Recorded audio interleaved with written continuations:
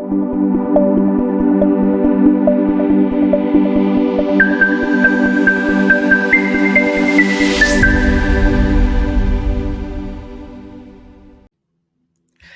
everybody. Welcome back to the channel. I'm Rebecca, your host, and I recap live trials. This is Crafting and Crime Daily. I add in the crafting because you can see the crafts around me, and when I do go live, I'm usually doing some kind of craft. Sometimes I'm crafting while I'm talking to you, and someone is mowing their lawn today, as you can hear. Oh, dear. Of course. I apologize for that. I hope you can't hear it. This is supposed to be noise canceling. In any case, the day 24 of the Chad Daybell case. But before we get there, I want to give you an update on another case, just really briefly. Okay, and then we'll get to Chad Daybell. Dylan Rounds, young man who disappeared over Memorial Day weekend a couple of years ago out of Idaho. And I did follow this. He was trying to start this farm. Typically, this is not great farmland, but he was giving it a go. And on his property, there was a squatter named James Brenner. Well, Dylan goes missing. They don't find his body. They find a pair of boots that are not far from where James Brenner is residing on his property. And he is arrested. But when they arrest him, they don't arrest him for anything to do with Dylan Rounds, but they arrest him for possession of firearms. He's a felon. He's not allowed to have firearms. So they take him into custody, and on the eve of trial, he's supposed to go to trial for Dylan Rounds' murder because they suspect him of murder, and I don't know what evidence they had against him.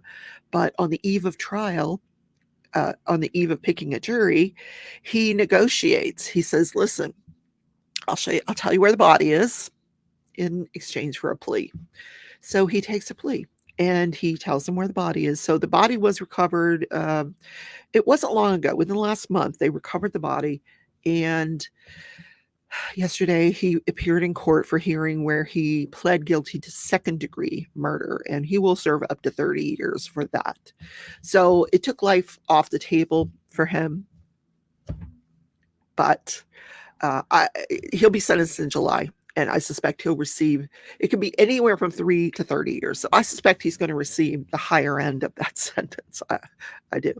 But poor Dylan, poor his parents. I remember when they were interviewed by Nate Eaton, and several times, with updates, what's going on, what are the police not telling you? Just a sad case. All right, let's go on to another sad case, Chad Daybell. All right, day 24. And I know we've all got Chad Daybell fatigue. I get it. I have it too. But yesterday was an interesting day. So stick with it. There's a lot to get to today. You don't want to miss some of this stuff. Stuff that I hadn't heard before. Anyway, starts off, well, before I even get there, we know Chad Daybell's on trial for the murders of Tylee Ryan and JJ Vallow and Tammy Daybell. Also conspiracy to commit those murders and insurance fraud related to him collecting life insurance from his deceased wife, Tammy, that he killed with Alex. Anyway, because Lori was in Hawaii. So the first person on the stand is Rick Wright. He was on the stand the day before. He had the whole cell phone analysis timeline that he put on. He works he's an investigator with the Attorney General's office. So yesterday morning was his cross-examination by John Pryor. At 22:45, location data showed Alex Cox's phone was stopped at the LDS church. That's 2.6 miles from Chad Daybell's house. Then from 22:45 to 23:53, there's no location data. So we can presume or speculate, because we're not witnesses. We can speculate all we want. But speculation is he probably turned it off. And it comes back on 23:53. Location data shows him on Highway 20, which is he's traveling south of the church.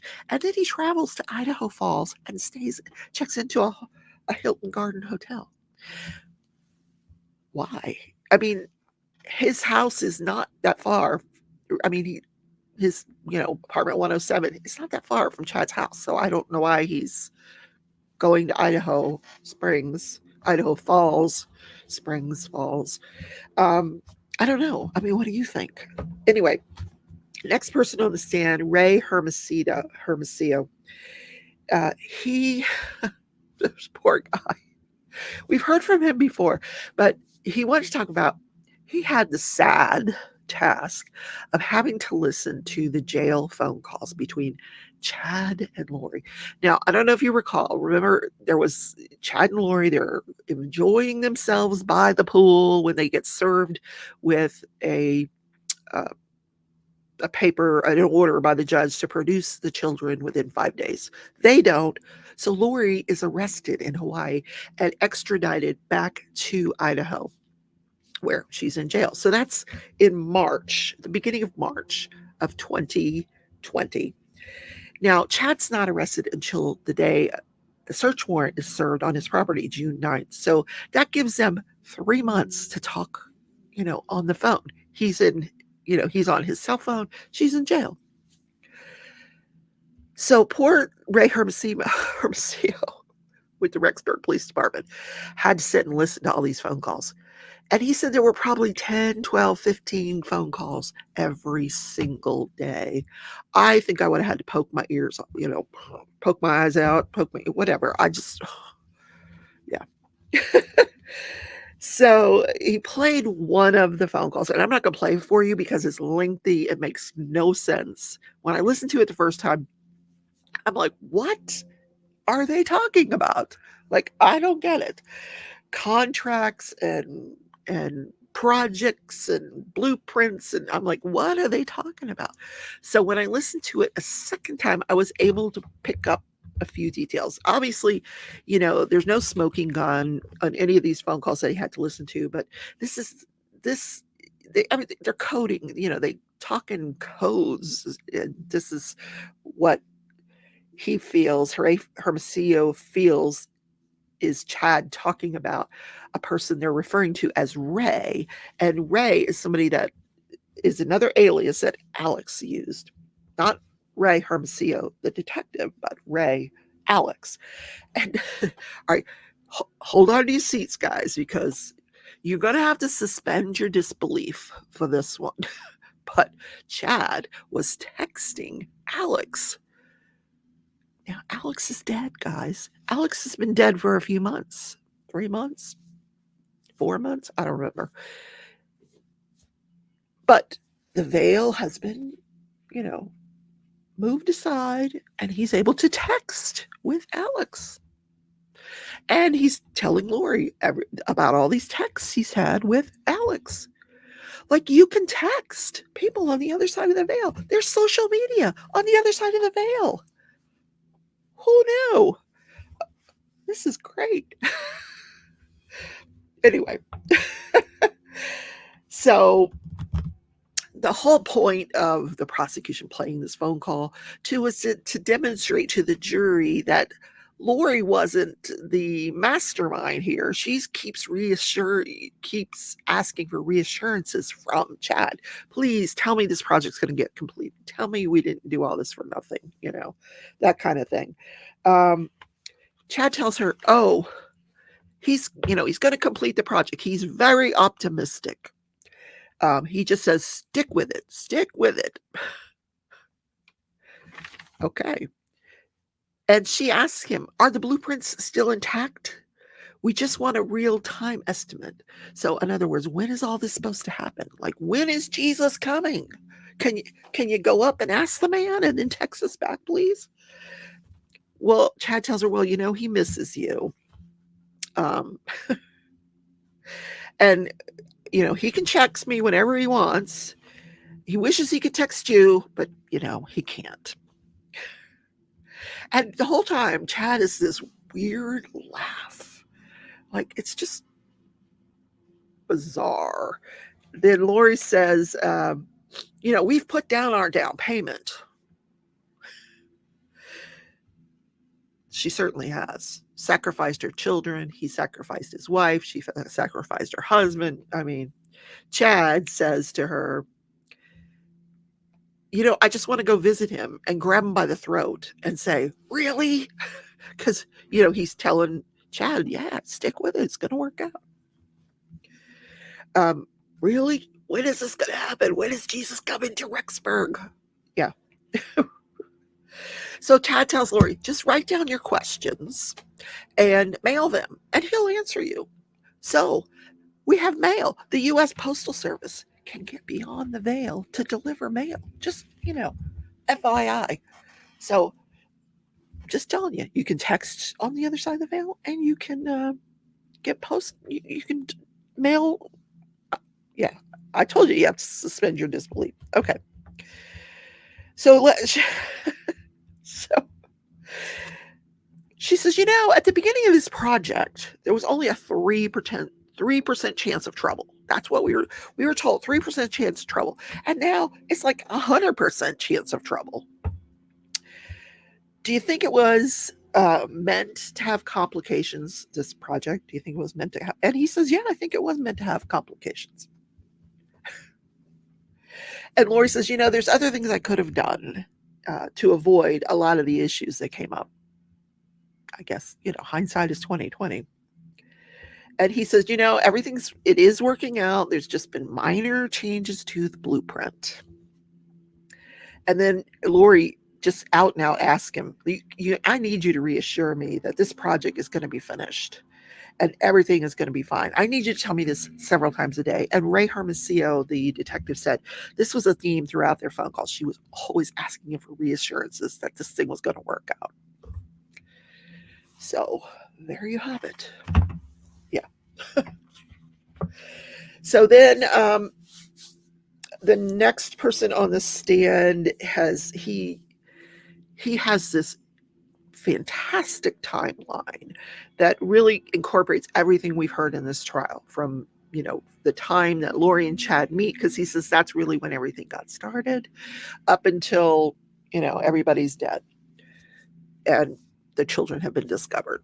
So one of the things I found interesting that I don't know if we'd heard it before, but I want to play it for you, is the letter that Tammy writes to her son, Mark, Tammy Daybell, the day after she has been, you know, there was this attempted shooting in her driveway.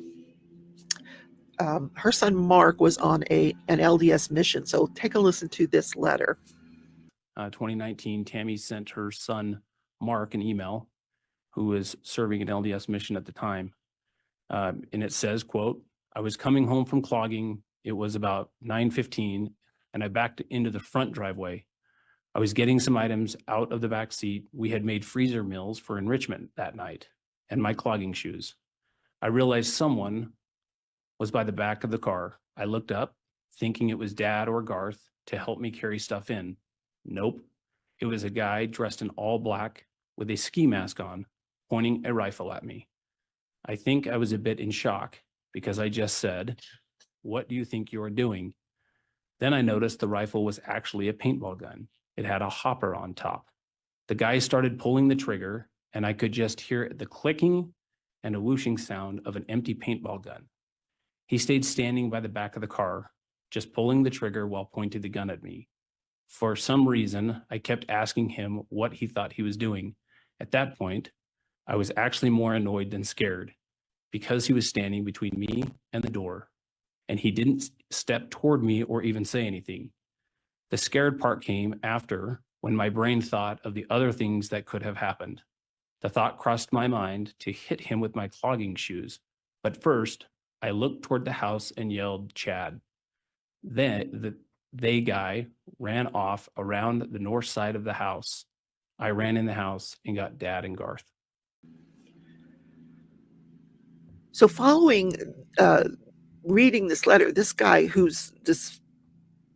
the stand, he's got experience with SWAT. He's got experience with the National Guard. He's got tons of gun experience. He starts pointing out the similarities between what she says and what happened in the timeline.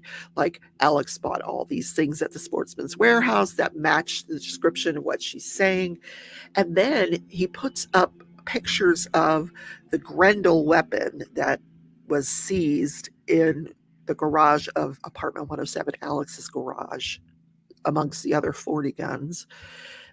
that looks very much like a paintball gun. So you see the paintball gun, you see the paint, I don't know which is which. You see the Grendel, you see the paintball gun, and he tells the jury what's the difference. And then he says, here's the reason I think it misfired. He said, if you jostle this gun, the pins can become loose. If those pins are loose, it'll misfire, it'll malfunction, it won't fire correctly. He said you might get one shot off if you're lucky, but it's not going to fire correctly. I thought that was interesting. Then he put up a timeline of what Tammy was doing the night of October 18th. At 10:22, Tammy was playing games on her phone. I wonder what she was playing. Wordle or, I don't know. What were you playing? I'm curious. 11:28, one of the images on her phone was deleted. Now, nobody knows what that image was, but then from 11:34 to 11:35, Chad's texting Lori back and forth. And then we know at 11:46, that's when Alex leaves the church. So that 11:28, when that image is deleted, and this between 11:28 and 11:34, this is when Alex's phone is probably turned off and there's no location data. So what were Alex and Chad doing during this? Is this when Tammy died? I don't know. So then the other thing was October 20th, which is a day and a half, 2 days, less than 48 hours after Tammy has been deceased. There is text messages back and forth between Chad and Lori, and I'm going to play those for you. Get your barf bags out because it's just nauseating, but here they are. Lori sends a text, and again, this is in pink and blue. I'm missing you more. I need you desperately. Heart emoji. I can't wait. Kiss emoji. Kiss emoji. Need you to hold me tight. That would be great. What about the idea of you coming here Thursday or Friday? Or do you want me to come home? ? Chad replies, their apartment is haunted and we can't clear the place. So they are looking to move anyway, and I have the perfect place for them. I need to be here to get sorting the financial stuff, and I truly need your help. So please come home Thursday so we can spend the night together. Then as soon as I have things under control, we can return. I seriously want you to look for a condo for us while you are there that we could return to at the first of the month. Lori replies, I know exactly where we should be. I don't really care where we are as long as you are holding me forever. Heart emoji. Chad, I want to get going full steam ahead on Lily workout plan. Tighten the abs, get a full body tan, grow out my hair. This could be really good for both of us. She replies, I love that plan. It's not soon enough though. This is torture. Maybe you need to clear my mind so I can't remember how much I love you. Heart emoji. I will try, but it feels like Raphael and Lily are together about 100%. Not sure it will ever be lower again. That's true. I do feel you. Heart emoji. I feel lovesick. I can't sleep. I don't want to eat. I just want you. It's so consuming. And then 2 emojis, and I'm not sure what those are. I'm not sure what those are. I know exactly how you feel. I'm feeling sad, but it isn't for the reason everyone thinks.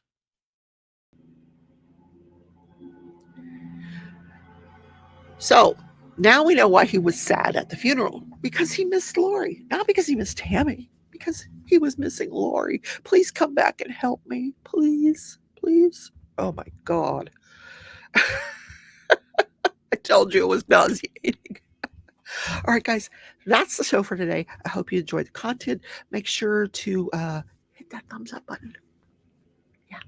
And I'll see you in tomorrow's video for the final witness of the prosecution. But then, actually, I think that it's going to be a short day. And I think once they have their final witness, they have to have arguments outside the presence of the jury, because they're going to be arguing John Pryor is going to be arguing.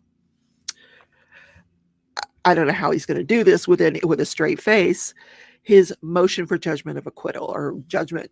Yeah, because they always do that at the end of the prosecution's case. They'll get up in front of the judge, they'll make a motion, they'll say the prosecution, in the light most favorable to the prosecution, they did not prove that Chad Daybell committed these charges. Beyond a reasonable doubt, and the judge, we know that 99.9% of the time denies this motion, and then the defense can start their case. So that defense probably won't start their case until Friday or even Monday. We'll see what the judge does. Maybe the judge is going to give them Friday off. I don't know. We'll see. But God, remember when the judge did grant the judgment of acquittal? That podcaster's father that was accused of murdering his daughter that went missing, and the prosecution just could not prove that he had anything to do with his daughter's death. We don't even know if she died. That was an interesting one. I forget, what was the name of that one?